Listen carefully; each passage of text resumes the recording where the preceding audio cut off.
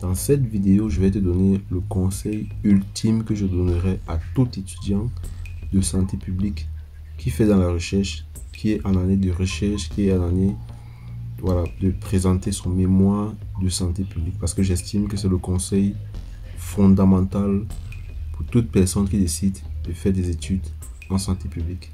Bonjour les amis, bienvenue sur Parlons de santé publique. Ici on parle d'actualité sanitaire, on parle de tout ce qui te permet d'apprendre davantage sur la santé publique. On parle des concepts de santé. Je parle également de mon expérience en santé publique. Donc si tu es intéressé, tu t'abonnes. Et voilà, ici, je parle également des sujets qui concernent les étudiants en santé publique qui font de la recherche. Donc on a beaucoup de vidéos parce que j'ai remarqué qu'il y a beaucoup de personnes qui nous suivent, qui donc actuellement sont étudiants et qui font actuellement dans la recherche. Donc on va faire davantage de vidéos pour essayer de vous accompagner dans ce sens-là. Alors, et plusieurs personnes m'ont contacté par mail pour me poser certaines questions en lien avec leur sujet de recherche et j'ai voulu vous donner ce conseil ici que je pense va permettre de répondre à plusieurs questions. Alors, le conseil fondamental que je donne à tout étudiant, à toute personne qui fait dans la recherche en santé publique, c'est d'ancrer votre recherche sur le terrain. Oui, ancrer votre recherche dans la réalité du terrain. Alors les amis, c'est très important. Vous devez ancrer votre recherche dans la réalité du terrain. Voilà, je préfère répéter 3 fois. Ok. Et si vous le faites, ça va permettre à ce que votre recherche va produire des résultats qui ont un impact, ok, qui ont un impact réel, concret sur la santé des populations. Donc ça, c'est véritablement le conseil fondamental parce que les amis, les sciences de la santé publique, ce sont pas des, voilà, c'est pas des théories, c'est pas des sciences fictives, c'est des éléments réels, c'est des éléments qu'on vit, c'est des éléments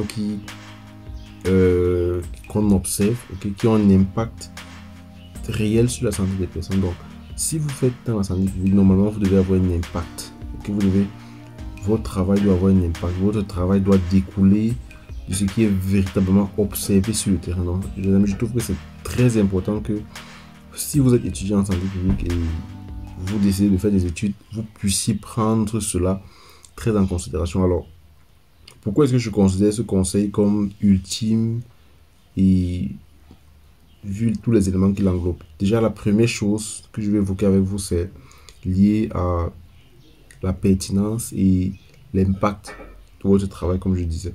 En fait, comme je le disais, la santé publique, alors, qui se décompose en plusieurs sous-disciplines. La santé communautaire, c'est un élément qui est, je vais dire, intrinsèquement lié à la vie des personnes. Okay? C'est des réalités que les gens vivent, c'est des besoins que les gens expriment, ce sont des défis, okay? Des challenges que les gens rencontrent au quotidien.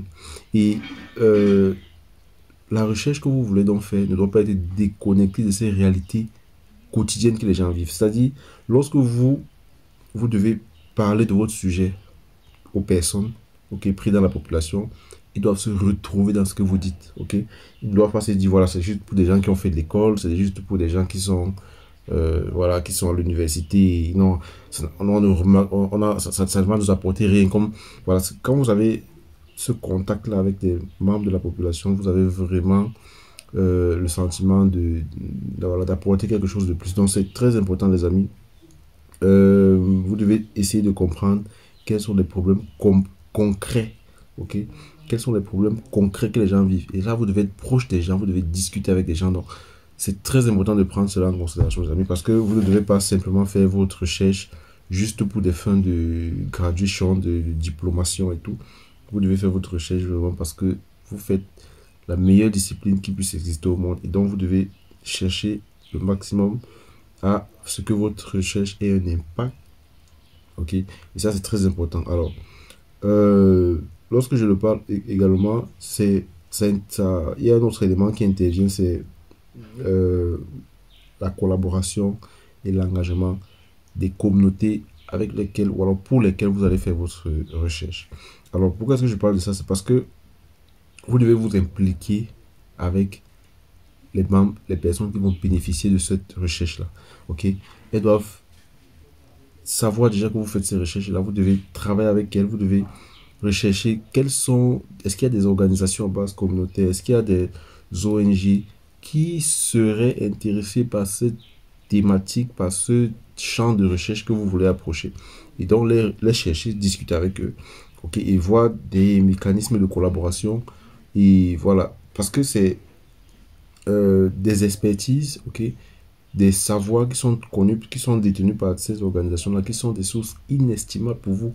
Donc, vous devez absolument essayer de rechercher déjà, est-ce qu'il y a des personnes individuelles qui se sont intéressées à cette thématique de recherche que vous faites? Est-ce qu'il y a des ONG qui sont dans ce champ de recherche-là? Et voilà, les amis, c'est absolument important.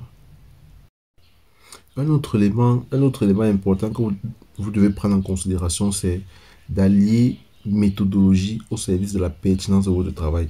Ok, votre travail, c'est un travail qui est réel, qui découle des besoins, des problèmes réels qu'on observe sur le terrain. C'est parfait. Mais maintenant, vous devez utiliser la méthodologie d'ici afin que votre travail soit reconnu par la communauté des scientifiques et que vous puissiez donc le publier dans une revue scientifique. Donc ça, c'est également important, les amis. La rigueur scientifique, c'est essentiel pour assurer la crédibilité de votre travail. Et là, vous pourrez donc le présenter dans des conférences, dans des colloques, dans des forums.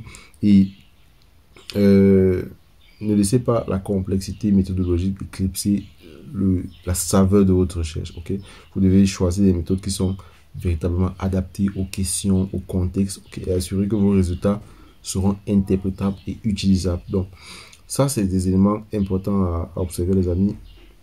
Il y a également la patience et la persévérance. Okay? Vous devez essayer de faire face aux difficultés que vous allez rencontrer. Ok, faire feu de tout bois parce que la recherche du terrain, c'est exigeant. Ok, c'est absorbant. Il y a beaucoup d'obstacles qui vont se placer sur votre chemin. Déjà, les problèmes d'accès aux données, les problèmes de contraintes logistiques, okay, les problèmes de contraintes même financières, si vous n'avez pas reçu une bourse pour votre travail. Donc, ça, ce sont des éléments voilà, auxquels vous devez faire très attention.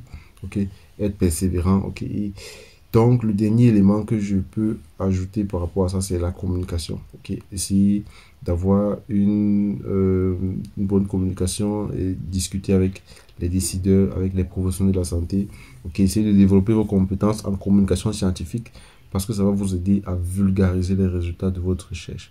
Donc, les amis, vous faites un sujet qui est passionnant. Ok, lorsque vous faites de la recherche, vous avez réellement un impact sur le système de la santé, sur la santé et la vie des gens. Et voilà, je vous encourage donc à persévérer si vous faites dans la recherche. C'est une activité qui nécessite beaucoup de résilience. Ok, et voilà, c'est ce petit conseil que je voulais vous donner dans la vidéo d'aujourd'hui. C'est voilà, essayer de faire feu de tout bois et de mettre en place une très bonne recherche. Voilà les amis, c'est ce que je voulais partager avec vous. N'hésitez pas à m'écrire, que ce soit en commentaire de cette vidéo ou alors dans ma boîte email et je vous répondrai. Nous on se retrouve pour une prochaine vidéo. Sentez-vous bien.